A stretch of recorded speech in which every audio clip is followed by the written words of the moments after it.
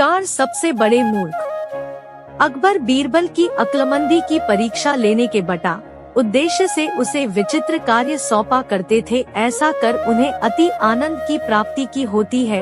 एक दिन दरबार में राजकीय कार्यवाही के मध्य अचानक अकबर बीरबल से बोले, बीरबल, इस राज्य के चार सबसे बड़े मूर्खों को हमारे सामने हाजिर करो। हम तुम्हें 1 महीने का समय देते हैं, तुरंत इस काम में लग जाओ। अकबर का आदेश सुन बीरबल आश्चर्यचकित हुआ, किंतु वह था तो अकबर का मुलाजिम ही, उनका हर हुक्म बजाना उसका फर्ज था। वह तुरंत 4 मूर्खों की तलाश में निकल पड़ा। 1 माह पूर्ण होने के उपरांत वह 2 व्यक्तियों के साथ अकबर के समक्ष उपस्थित हुआ। अकबर की दृष्टि जब 2 व्यक्तियों पर पड़ी तो वे बिफर गए। बीरबल, ये क्या तुम 2 ही मूर्खों को लेकर आए हो? हमने 1 महीने का वक्त तुम्हें 4 मूर्ख लाने के लिए दिया था। हुजूर, मेरी गुजारिश है कि अपना गुस्सा शांत रखिए और मेरी पूरी बात सुने बगैर किसी नतीजे पर मत पहुँचिए। बीरबल अकबर का गुस्सा शांत करते हुए बोला। बीरबल की बात सुन अकबर का गुस्सा कुछ ठंडा हुआ। जहांपनाह, ये रहा पहला मूर्ख। इसकी मूर्खता का वर्णन सुनेंगे तो आप भी सोचेंगे कि ऐसे लोग भी होते हैं इस दुनिया में। पहले व्यक्ति को आगे कर बीरबल बोला, बताओ ऐसी क्या मूर्खता कर रहा था ये? अकबर ने पूछा। हुजूर, मैंने इस व्यक्ति को बैलगाड़ी पर बैठकर कहीं जाते हुए देखा। बैलगाड़ी चालक के अतिरिक्त बैलगाड़ी पर बैठा ये अकेला व्यक्ति ही था। तिस पर भी इसने अपनी गठरी सिर पर लाद रखी थी। चकित होकर जब मैंने कारण पूछा तो ये कहने लगा कि गठरी बैलगाड़ी पर रख दूंगा तो बैल के ऊपर बोझ बढ़ जाएगा, इसलिए मैंने गठरी अपने सिर पर रख ली है। अब इसे मूर्खता नहीं कहेंगे तो क्या कहेंगे?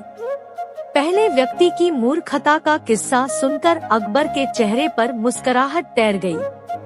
फिर बीरबल ने दूसरे व्यक्ति को आगे किया और बोला, जहांपनाह, ये आदमी तो इससे भी बड़ा मूर्ख है।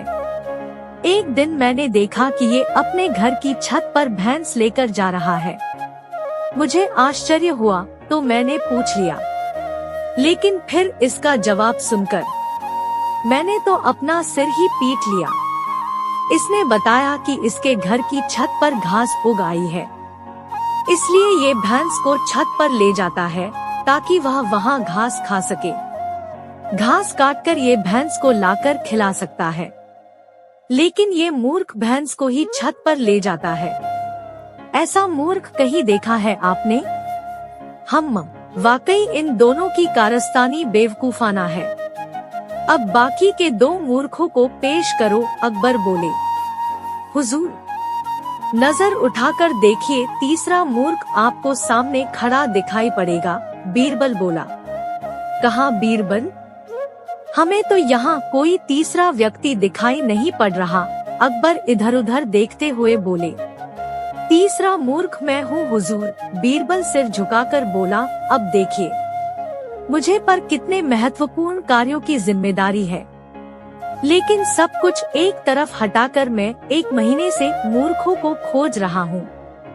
ये मूर्खता नहीं तो और क्या है?